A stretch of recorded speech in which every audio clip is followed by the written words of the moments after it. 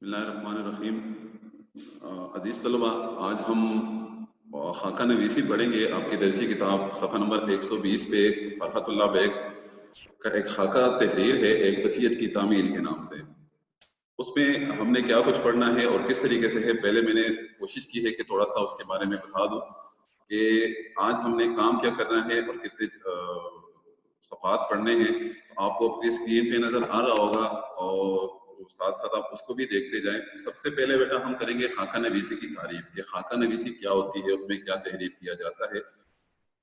फिर उसके बाद है मुसन्निफ का मुख्तसर तारुफ है कि मुसन्निफ कौन है और किस तरीके से जिंदगी गुजारी और क्या कुछ लिखा, उस हवाले से हम पढ़ेंगे। तीसरे नंबर पे जो हमारा टॉपिक है वो वहीदुद्दीन सलीम पर मुख्तसर नोट है। बेटा ये वो शख्सियत है जिसके मुतालिक फरहतुल्लाह बेग ने मुख्तसर ये खाका तहरीर किया है। चौथे नंबर पे बेटा हम करेंगे सफा नंबर 121 से 126 तक, हम उसकी रीडिंग करेंगे या बुलंद ख्वानी करेंगे और अल्फाज माने और पैराग्राफ की वजाहत की जाएगी। ठीक है, तो आप लोगों ने तवज्जो से सुनना है ताकि सबक का मतलब जो है आप लोगों को समझ आ जाए और आप लोग बेहतर तरीके से समझे कि उन्होंने किसके मुतालिक क्या कुछ लिखा हुआ है। तो हम आगाज करते हैं खाका नवीसी से। यानी खाका नवीसी क्या है, उसमें क्या लिखा जाता है, किस तरीके से ये चीजें तहरीर की जाती है। तो सबसे पहले अगर हम खाका नवीसी की तारीफ देख ले, खाका नवीसी क्या चीज है और किसे कहते हैं, तो उसको भी मैंने मुख्तसरन अल्फाज में बयान करने की कोशिश की है कि खाका नवीसी क्या है। बेटा खाका नवीसी का लफ्जी या लुग़वी माना है ढांचा बनाना या मुसव्विदा तैयार करना। अदबी नुक्ते नजर से किसी शख्सियत की हूबहू अक्कासी करना। हूबहू अक्कासी करना, अक्कास कहते हैं अक्स से निकला है, शक्ल, यानी किसी शख्सियत के हूबहू उस शख्सियत को दूसरों को बताना, पेश करना। अब कैसी शख्सियत है, कौन है, क्या करते थे, किस तरीके से है, आप लोगों को पता चलेगा। लेकिन बात हो रही है बेटा मौलवी वहीदुद्दीन सलीम की। खाका निगारी में न सिर्फ किसी शख्सियत की जाहिरी तस्वीर लफ्जों में पेश की जाती है बल्कि बातिन का अहाता भी किया जाता है। यानी एक तो शक्ल सूरत है जो जाहिरी तौर पर हमें नजर आता है कि ये बंदा किस तरह का है, और एक है बातिन यानी उसकी अंदर की हालत, यानी उसका कैरेक्टर, उसके अखलाक, उसके किरदार के हवाले से भी बात की जाती है। या हम ये भी कह सकते हैं कि उसकी खिदमत के हवाले से भी बात की जाती है कि वो किस तरीके से अदब की खिदमत की, उर्दू की खिदमत की, या लोगों के साथ उसका रवैया कैसा था। तो जाहिरी और बातिनी दोनों का ख्याल रखा जाता है। खाका निगारी में एक जीती जागती हकीकी शख्सियत यानी हकीकत से मुताल्लिक होता है। ये नहीं कि फर्जी तौर पर बनाया जाता है या सोच विचार से किसी शख्सियत को बनाया जाता है, बल्कि रियल वो होता है हकीकी शख्सियत की दिलकश और दिलचस्प पैरा में तस्वीर कशी की जाती है, यानी उसकी शख्सियत को दूसरों के सामने लाने की कोशिश की जाती है। खाका निगार वाक़यात और मुशाहिदात के साथ साथ अपने तासरात को भी शामिल करता है। यानी खाका निगार कहते हैं खाका लिखने वाला, वो स्केच बनाने वाला, वो अक्स पेश करने वाला जो है, अपने जो कुछ उन्होंने उसको ऑब्जर्व किया होता है, जो उन्होंने देखा होता है, जो उन्होंने उससे असर लिया होता है, वो भी उसमें वो शामिल करता है। मुख्तसरन तारीफ यही है कि खाका किसी शख्सियत का मारूजी मुतालिया है, यानी मुख्तसर मुतालिया है। आप किसी शख्सियत के मुतालिक पढ़ रहे हो कि वो शख्सियत किस तरह से थी, वो शख्सियत कौन थे, क्या कुछ करते थे। तो आज हमारा जो टॉपिक है वो है एक वसीयत की तामील। मैं मुख्तसरन उन्वान को भी वजाहत कर दूं। वसीयत बेटा कहते हैं कि एक इंसान अपने मरने से पहले किसी को वसीयत या नसीहत कर देते हैं कि मेरे मरने के बाद आपने ये कर देना है। एक होता है नसीहत और एक होता है वसीयत। यानी नसीहत उसकी जिंदगी में ही अगर आप उस पर अमल करते हैं तो वो आप उसकी नसीहत पे अमल कर रहे हैं, लेकिन अगर वो बंदा या वो शख्सियत फोत हो जाते हैं और फिर आप उसकी बताई हुई बात पर अमल कर रहे हैं तो आपने उसकी वसीयत पे अमल कर दिया या उन्होंने आपको वसीयत की थी। तो देखा जाए तो वसीयत की तामील है। तामील कहते हैं मुकम्मल होना।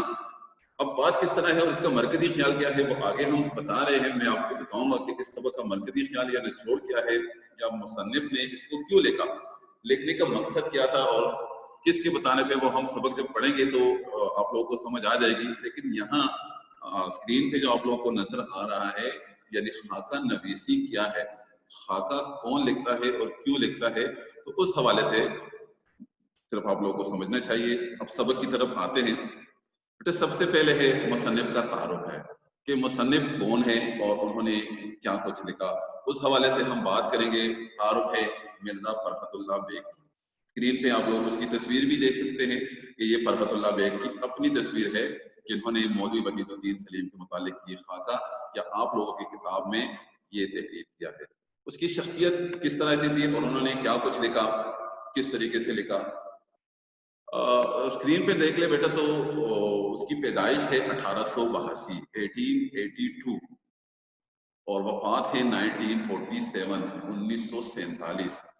फरहतुल्लाह बेग 1983 में दिल्ली के मोहल्ला चौड़ीवाला में पैदा हुए। उनके वालिद का नाम था मिर्जा हशमतुल्लाह बेग। फरहत के आबा व अजदाद बदख्शां से हिजरत करके हिंदुस्तान आए थे। हम कह सकते हैं कि जैसे आप लोगों को स्क्रीन पे भी नजर आ रहा है कि मैंने उसको थोड़ा सा शॉर्ट किया हुआ है और छोटी उम्र में ही वालिदा का इंतकाल हो जाता है। वो बच्चा बहुत ही मायूस हो जाता है जिसकी वालिदा का इंतकाल बचपन में हो जाता है। तो इनकी परवरिश उनकी पुप्पी ने की जिसका नाम था हुसन जहां बेगम। और जाहिर है कि किसी चीज का शौक जो है वो बचपन ही से लोगों को होता है। तो शेर व शायरी का शौक तालिब इल्मी के जमाने में उनको पैदा हुआ। वो 10 बरस के थे कि वालिद का इंतकाल भी हो जाता है और उनकी परवरिश भी इसी तरीके से उसकी पुप्पी करती है। फरहतुल्लाह बेग ने इब्तिदाई तालीम घर पर हासिल की और गवर्नमेंट हाई स्कूल दिल्ली से मैट्रिक किया। 1905 में स्टेफन्स कॉलेज दिल्ली से बीए किया और इसी जमाने में उन्होंने बतौर मौलवी नजीर अहमद से अरबी पढ़ी, यानी वो मौलवी नजीर अहमद के शागिर्द थे।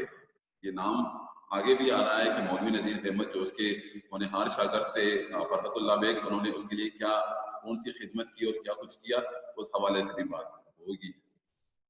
तो तलाश माश के सिलसिले में पहले रामपुर गए और फिर इलाहाबाद और आगरा और आखिर में हैदराबाद दक्कन चले गए। बेटा आप लोग यहाँ भी देखेंगे कि उन्होंने अपनी जिंदगी के 64 साल जिंदगी में 40 साल हैदराबाद में गुजारे। यानी एक जमाना उन्होंने या उम्र का एक ज्यादा हिस्सा जो है हैदराबाद में गुजार दिया था और मुलाजमत के सिलसिले में वहां गए थे। और जब भी अपने आबाई शहर दिल्ली जाते थे तो वहां वक्त के साथ साथ तब्दीलियां नजर आती थी। वो इस चीज के कायल नहीं थे। तब्दीलियां या हम कह सकते हैं कि बेटा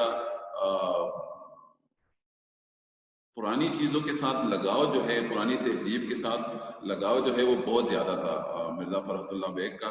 तो वो चीजें उनको, पुरानी चीजें उनको बहुत अच्छी लगती थी।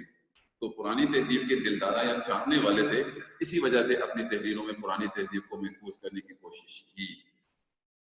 और उसकी तबीयत में खुशतबई और खुशमजाजी बहुत ज़्यादा थी। मौलवी नज़ीर अहमद उसके उस्ताद थे और मज़ाहनिगार की हैसियत से फरहतुल्लाह बेग एक ख़ास मकाम रखते हैं। उसकी तहरीर करदा खाके भी बड़े शौक ज़ौक़ से पढ़े जाते हैं और उन्हें ज़ुबान बयान पर मुकम्मल अबूर हासिल था, मुकम्मल कुदरत उसको हासिल थी। एक जिंदा दिल इंसान थे और अपनी तहरीर में ज़राफ़त के फूल खिलाते थे, यानी उम्दगी के साथ अपनी तहरीरों में दिलचस्पी लेते थे और उसको वो शामिल करते थे। उसकी तसानीफ के नाम आपकी किताब में भी आपको नजर आ रहे होंगे। वो लिखे हुए हैं मज़ामीन फरहत, दिल्ली का यादगार मुशायरा, नज़ीर अहमद की कहानी, उनकी कुछ मेरी जुबानी, बहुत मशहूर किताब है। तो उस हवाले से उन्होंने ये तो बात हुई मिर्जा फरहतुल्लाह बेग के हवाले से कि वो कौन थे और किस तरीके से उन्होंने उर्दू के अदब की खिदमत की। अब आते हैं इस सबक की तरफ। बेटा सबक का मरकजी ख्याल या मेन थीम्स आप क्या कह सकते हैं कि क्या है और क्यों मुसन्निफ ने इसको लिखा। बेटा फरहतुल्लाह बेग ने एक खाका इससे पहले लिखा था अपने उस्ताद के नाम, यानी मौलवी नज़ीर अहमद की शख्सियत पे उन्होंने एक खाका तहरीर किया था जिसको मौलवी वहीदुद्दीन ने पढ़ लिया था और उन्होंने हसद कह सकते हैं, रश कह सकते हैं कि काश मेरा भी एक शागिर्द होता तो इसी तरीके से मेरे मरने के बाद मेरी शख्सियत पे भी वो खाका लिख लेते। मौलवी वहीदुद्दीन मौलवी फरहतुल्लाह बेग को जानते हैं, लेकिन फरहतुल्लाह बेग मौलवी वहीदुद्दीन की शख्सियत से वाकिफ नहीं थे कि वो किस तरह की इंसान है। दोनों की मुलाकात या पहली मुलाकात कैसे होती है और कहाँ पे होती है। मौलवी अब्दुल हक ने उर्दू अदब के हवाले से औरंगाबाद में एक जलसा आप कह सकते हैं, एक तकरीब आप कह सकते हैं कि वो मुनक्किद किया हुआ है और उसमें मौलवी वहीदुद्दीन को भी और फरहतुल्लाह बेग को, दोनों को इनवाइट किया हुआ है। फरहतुल्लाह बेग स्टेशन पे खड़े होते हैं, आप लोग सबक में भी पढ़ेंगे कि एक बड़े कद का आदमी जो है वो आके उसको गले लगाता है और उससे अपनी ख्वाहिश का इजहार कर देते हैं कि मैंने आपका जो खाका है, आपने जो मौलवी नजीर अहमद की शख्सियत पे जो खाका लिखा है उसको मैंने पढ़ा है और मुझे बड़ा रश्क आता है कि काश मेरा भी कोई शागिर्द हो। फरहतुल्लाह बेग मजाक में मौलवी नजीर और मौलवी वहीदुद्दीन को बताते हैं कि आप बिस्मिल्लाह कीजिए, आप मर जाइए, खाका मैं लिख दूंगा। उसको ये पता नहीं था बेटा कि इतने जल्दी मौलवी वहीदुद्दीन सलीम इस दुनिया से रुखसत हो जाएंगे और मुझे उसकी वसीयत की तामील करनी पड़ेगी, क्योंकि उन्होंने उसके साथ वादा किया हुआ था कि आप मर जाइए, मैं आपकी शख्सियत पे खाका लिख दूंगा। तो उसकी उस वसीयत जो उन्होंने उस स्टेशन में उसके साथ की थी, उसकी तामील कर रहे हैं इस सबक में। मुख्तसरन मैंने उसके मरकजी ख्याल को भी किया हुआ है। फरहतुल्लाह बेग ने मौलवी वहीदुद्दीन सलीम की ख्वाहिश को उनकी मौत के बाद पूरा करते हुए ये मजमून या ये खाका तहरीर किया है। इस खाके में तंज़ व मज़ाक का उम्दा इस्तेमाल करते हुए मौलवी वहीदुद्दीन सलीम का हुलिया और उनकी खूबियां और खामियां सच्चाई से पेश करके मौलवी वहीदुद्दीन को उर्दू के आम कारी तक पहुंचाने की कोशिश की है कि मौलवी वहीदुद्दीन किस तरह के इंसान थे, किस तरह की शख्सियत थी उनकी, तो उन तक पहुंचाने की भरपूर वो कोशिश उन्होंने की है जितना वो कर सकते थे। तो सबक का आगाज हम करेंगे सफा नंबर 121 से। 121 पे बेटा ये लिखा हुआ है कि मौलवी वहीदुद्दीन किस तरह की शख्सियत थे और उन्होंने क्या कुछ किया, क्या कुछ करते थे, तो उसका आगाज हम करेंगे और हम सबक पढ़ेंगे। लेकिन आपको स्क्रीन पे ही लिखे हुए नजर आएंगे कि इस लफ्ज के क्या माने हैं। मैं वजाहत में भी बताऊंगा, लेकिन आपको स्क्रीन पे भी नजर आ रहे होंगे कि इस लफ्ज के क्या माने हैं। और ये बिल्कुल कॉलम वाइज मैंने लिखे हुए, यानी ऊपर से नीचे की तरफ उसके अल्फाज माने आ रहे हैं, तो उससे आप लोग बखूबी, जो बच्चे नोट कर रहे हैं, नोट करना चाहते हैं, तो वो पैराग्राफ को समझने के लिए नोट कर सकते हैं। तो हम मौलवी वहीदुद्दीन सलीम के सफा नंबर 121 की रीडिंग स्टार्ट करते हैं। उसकी बुलंदख्वानी स्टार्ट करते हैं कि मौलवी वहीद। इससे पहले रीडिंग स्टार्ट करने से पहले मैंने आप लोगों को बताया था कि मौलवी वहीदुद्दीन सलीम के बारे में पढ़ेंगे। बेटा जरा स्क्रीन पे देख ले तो दोनों शख्सियात की तस्वीर आप लोगों को नजर आ रही होगी। उसके नाम भी उसके सामने लिखे हुए हैं, मौलवी वहीदुद्दीन सलीम जिसकी सफेद दाढ़ी है, और फरहतुल्लाह बेग जो काली टोपी के साथ बैठे हुए हैं, दोनों की इकट्ठी ही तस्वीर है। तो मौलवी वहीदुद्दीन सलीम कौन थे, मुख्तसरन हम उसके बारे में भी जान लेते हैं कि ज़ाहिर है कि उन्होंने वसीयत की है कि मेरी शख्सियत पे, तो शख्सियत पे लिखना इतना आसान नहीं होता। तो देखते हैं मौलवी वहीदुद्दीन सलीम पानीपत के एक मशहूर खानदान में 1869 यानी 1869 में पैदा हुए। इब्तिदाई तालीम पानीपत में हासिल की, उसके बाद लाहौर आ गए और यहाँ अरबी और फारसी की तालीम मुकम्मल कर ली। रियासत बहावलपुर में महकमा तालीम में मुलाजिम हो गए। महकमा तालीम से या दरस तदरीस से वाबस्ता थे, वहाँ मुलाजमत करते थे और कुछ अरसा रामपुर में हेड मौलवी की हैसियत से काम किया। तो किसी इदारे के वो हेड रह चुके थे, तो उस हवाले से उन्होंने वो काम किया। अल्ताफ हुसैन हाली की मदद से सर सैयद अहमद खान से उसकी मुलाकात होती है और सर सैयद अहमद खान उसकी शख्सियत से, उसके आदात से, उसके तौर तरीकों से इतने मुतासिर हो जाते हैं कि उसको अपना सेक्रेटरी बना लेते हैं और उसका ये ताल्लुक सर सैयद अहमद खान के साथ उसकी वफात तक कायम रहता है।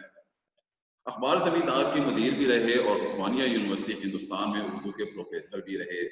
हम कह सकते हैं कि उर्दू अदब के हवाले से उन्होंने बहुत खिदमत की और बड़े बड़े जो उर्दू के स्कॉलर थे, बड़े बड़े जो उर्दू अदब की खिदमत करने वाले लोग थे, अल्ताफ हुसैन हाली, सर सैयद अहमद खान और इस तरह से बाकी लोग, वो भी उसकी शख्सियत से खासे मुतासिर थे। तो मौलवी वहीदुद्दीन भी उर्दू अदब के हवाले से एक आला या नाम है। तो अब जाते हैं सफा नंबर 100 उसकी तरफ 121 उसकी तरफ चलते हैं और हम उसकी रीडिंग में करूंगा और आप लोगों को स्क्रीन पे नजर आ रहे होंगे उसके अल्फाज माने,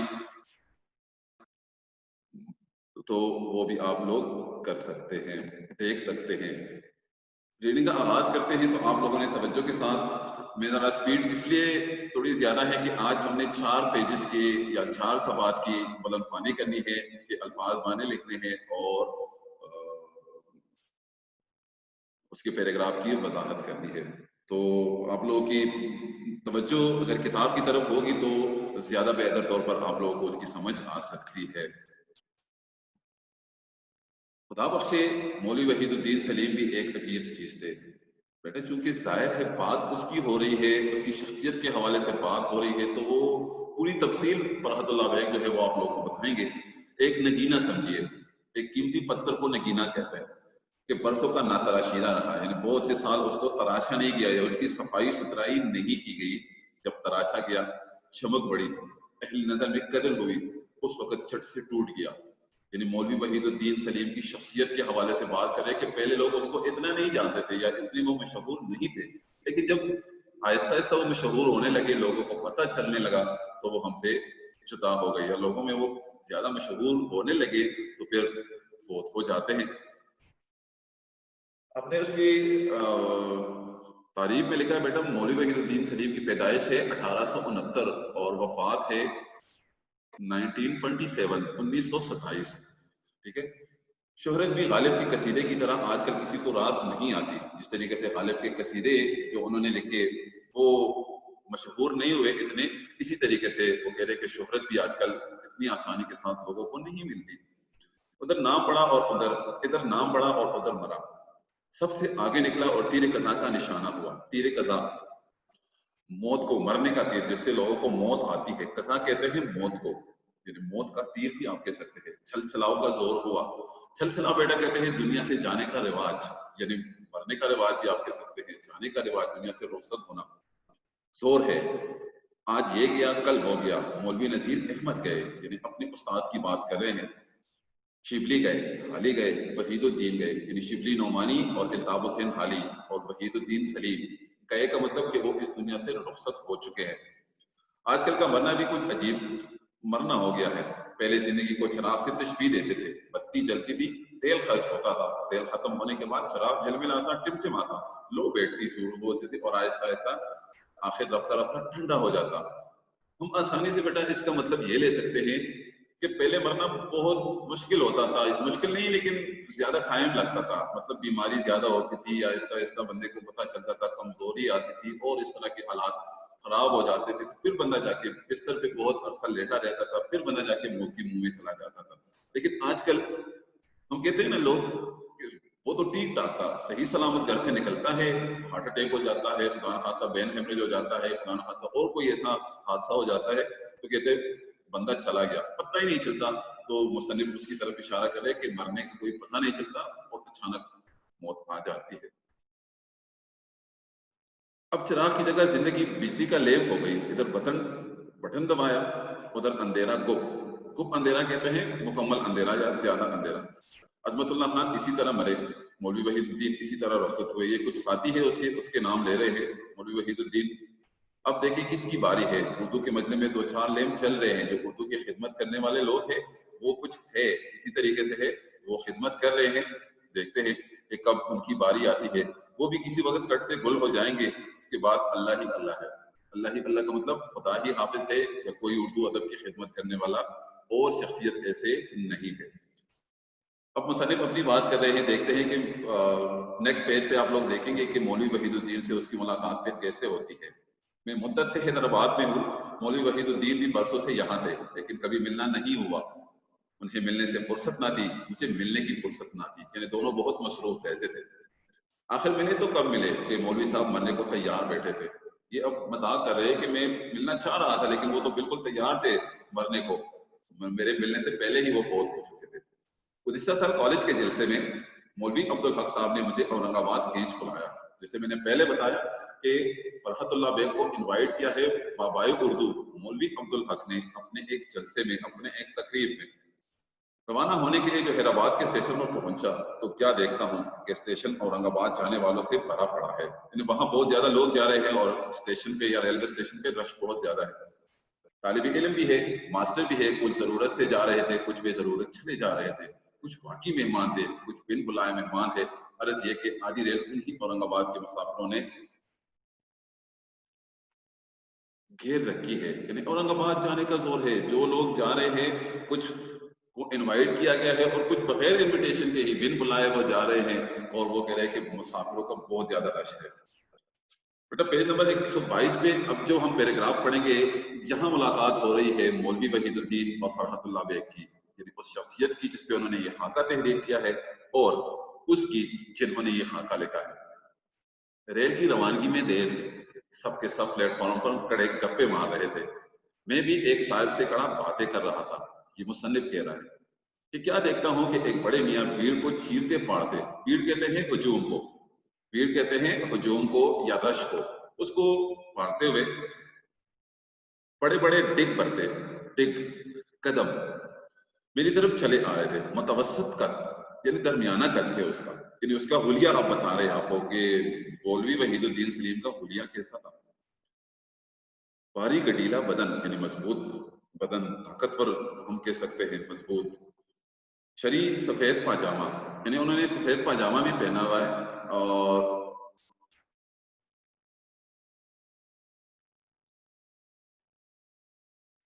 वो भी उन्होंने पहना हुआ है। तो बड़ी सी तोन, तोन कहते हैं पेट को, पेट भी आगे निकला हुआ है, काली सियाह फाम रंगत यानी रंगत के भी वो काले थे। उस पर सफेद छोटी सी गोल दाढ़ी, उसके चेहरे पे गोल दाढ़ी भी थी, हल्की हल्की दाढ़ी थी, छोटी छोटी करंजी आंखें, करंजी कहते हैं पूरी या ब्राउन आंखें जो होती है उसको करंजी आंखें कहते हैं। शरीर सफेद पाजामा, व्हाइट पाजामा उन्होंने पहना हुआ है, कत्ती रंग की कश्मीरी शेरवानी, कत्ती रंग बेटा कहते हैं गहरे भूरे रंग को या फान वाला रंग भी आप उसको कह सकते हैं। सर पर उनाबी तुर्की टोपी यानी उनाबी तुर्की टोपी, सुर्ख रंग की एक तुर्की टोपी है जो गोल सी टोपी बनी होती है, इस पे एक वो लगा होता है। पाँव में जराबे और अंग्रेजी जूता। ये सारा जो बता दिया ये मौलवी वहीदुद्दीन सलीम का हुलिया बता रहे हैं। आए और आगे ही मुझे गले लगा लिया। हैरान था, या इलाही ये क्या माजरा है? क्या अमीर हबीबुल्लाह खान और मौलवी नजीर अहमद मरहूम की मुलाकात का दूसरा सीन होने वाला है? शायद वो लोग भी, अमीर हबीबुल्लाह खान और मौलवी नजीर अहमद भी कुछ इसी तरह एक दूसरे से मिलते थे, तो वो कह रहे कि आया ये दूसरा सीन होने वाला है, इसी तरीके से उसकी मुलाकात हो रही है। तो अच्छा, जब उनकी और मेरी हड्डियां पिसलियां गले मिलते मिलते तक कर चूर हो गई, यानी एक दूसरे को वो जोर दे रहे थे या वो उसको बहुत ज्यादा जोर दे रहे थे, तो इसीलिए उन्होंने हड्डी पिसलियां वो कह रहे कि गले मिलते मिलते तक कर चूर हो गई। उस वक्त उन्होंने फरमाया, मुझे तुमसे मिलने का बड़ा शौक था, जब से तुम्हारा नजीर अहमद वाला मजमून देखा है कई दफा इरादा किया कि घर पर आकर मिलूं।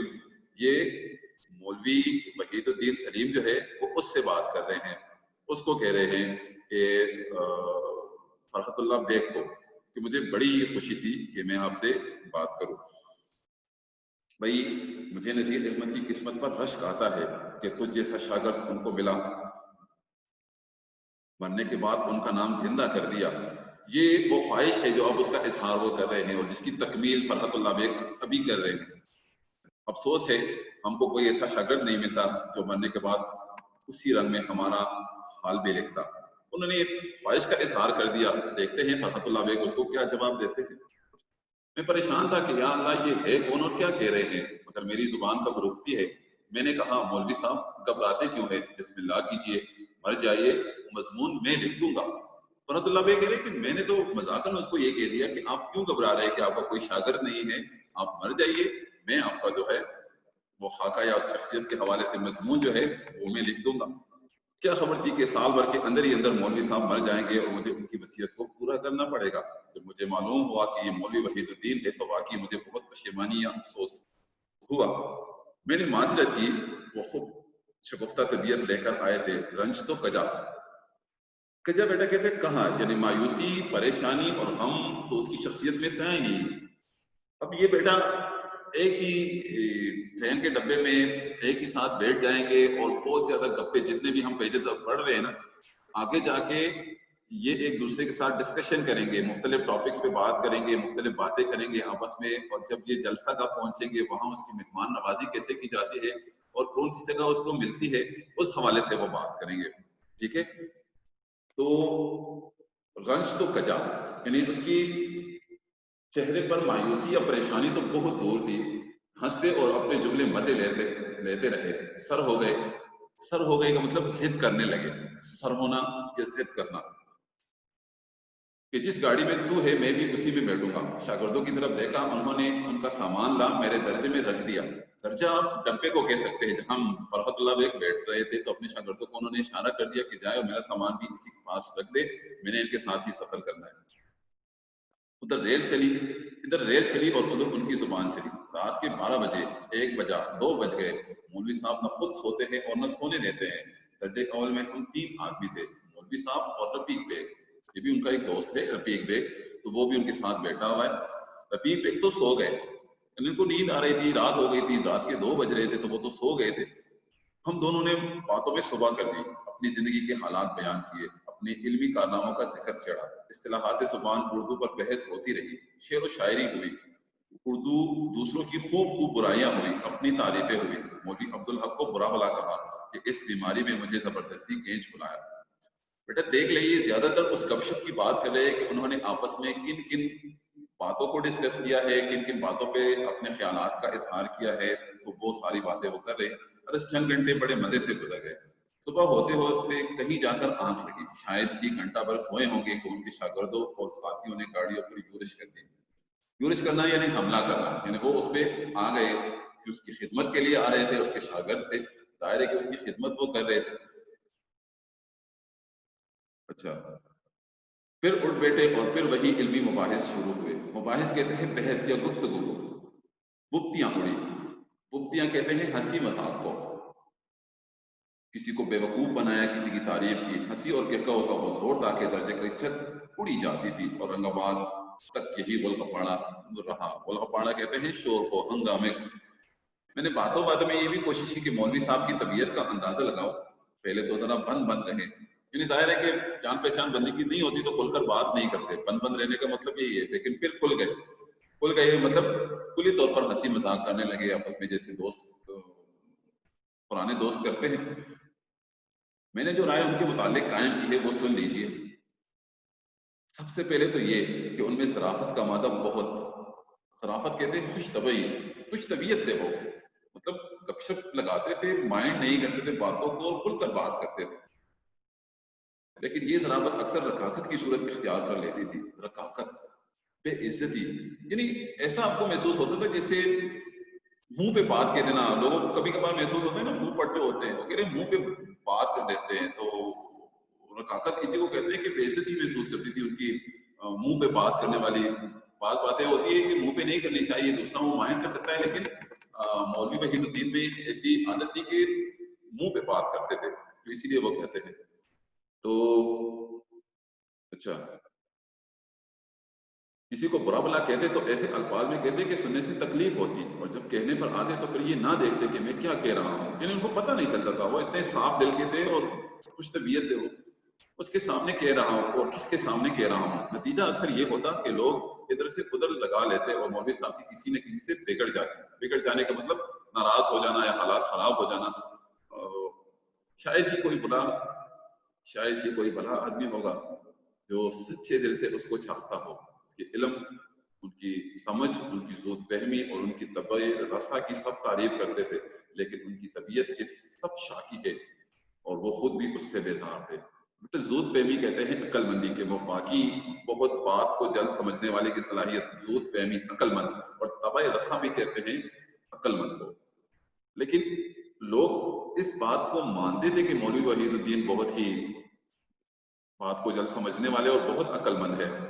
उनकी तबीयत के सब शाकी थे। शाकी कहते हैं शिकायत करने वाले। ये किस तरह की तबीयत है, मुंह पे बात कर देते हैं, मुंह पे बात मार लेते हैं, तो वो कह देते हैं, और वो खुद भी उससे तंग थे और वो खुद भी उससे बेजार थे। बेटा हम पेज पढ़ रहे हैं सफा नंबर 123, आखिरी पैराग्राफ, ठीक है। अगर मीटिंग अभी डिस्कनेक्ट हो गई तो आप लोगों ने फिर से कनेक्ट करना है, फिर से हमने आना है और हमने ये रीडिंग मुख्तसरन कंप्लीट कर देनी है। हम आगे भी जाएंगे, सफा नंबर 123 जो लास्ट पैराग्राफ है, हम मीटिंग डिस्कनेक्ट होने के बाद ही पढ़ेंगे। आगे हमने उसको इसी तरीके से लेके जाना है, क्योंकि 1 मिनट रह गया है और मुझे इंस्ट्रक्शंस आ रही है कि आपका मीटिंग जो है वो 40 मिनट के बाद डिस्कनेक्ट हो जाता है। तो आप लोगों ने अगर फिर भी आप लोगों को मौका मिला तो सबक को रीड करना है और सबक को देख लेना है, और अल्फाज माने बिल्कुल आपके सामने नजर आ रहे हैं, उससे भी आप लोग جو جن الفاظ کی سمجھ نہیں آتی آپ وہ کریں، اور جن بچوں نے کوئی سوال کرنا ہے تو وہ بھی مجھ سے پوچھ سکتے ہیں کہ آیا یہاں مطلب سمجھ نہیں آئی تھی، یہاں اس کا کیا مطلب ہے، تو پھر میں وہ بھی اس کو سمجھا سکتا ہوں. ٹھیک ہے. تو آخری پیراگراف ہے. بات یہ ہے کہ انہوں نے زمانے کی وہ ٹوکریں کھائی تھی کہ خدا کی پناہ، یعنی زمانے میں تکالیف، زمانے میں مایوسیاں، پریشانیاں، سختیاں بہت برداشت کی تھی. ٹھوکر کھانے کا مطلب یہاں مصیبت ہے.